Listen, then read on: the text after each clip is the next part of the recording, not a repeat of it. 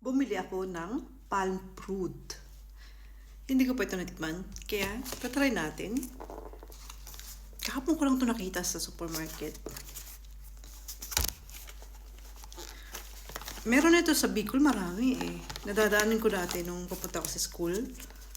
Tapos, kala namin hindi ito kinakain. Wait lang, nakaano pa. Ano ko muna siya. Ayun na nga, kala ko dati nung bata pa ako, hindi siya nakakain. Kasi maraming puno ng palm sa... Ang bango. Ano? Maraming puno ng palm sa Bicol. Meron pa siyang mga tangkay-tangkay, oh.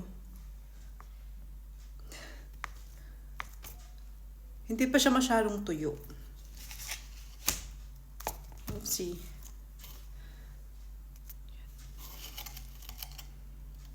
Open natin. Meron siyang buto sa loob. Sa loob.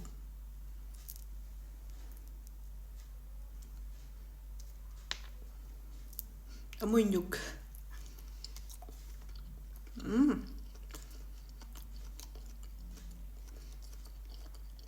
Masarap yung ano. May sobrang lambot nito. Matamis siya.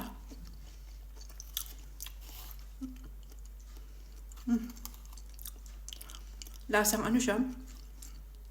Lasang buko. Yung kulay puti na buko. Buko talaga, lasang buko.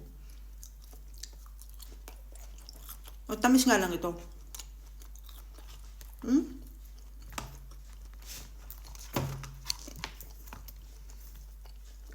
Ang sarap. Ang sarap niya lasang buko ah. Para sa akin lang ah. Ang sarap.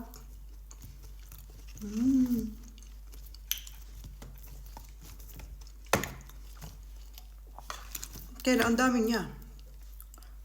Paano ka siya maubos?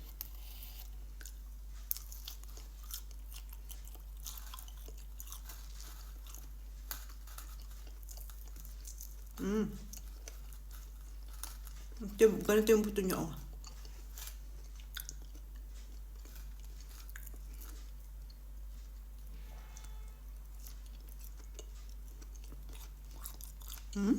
Ang sarap. Bakit ganun? Ang sarap niya. 1 kilo yung isang ganito.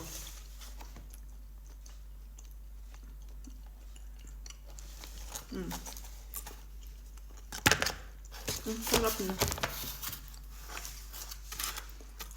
Ang binibili ko lang ay yung ano nito, yung dates na ano naman,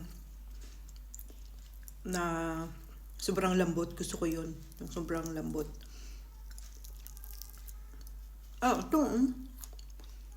Ito yung matamis sa kanya, oh.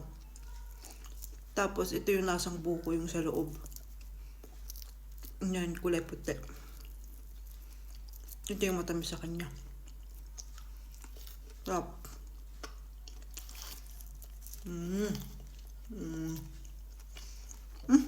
Dikit.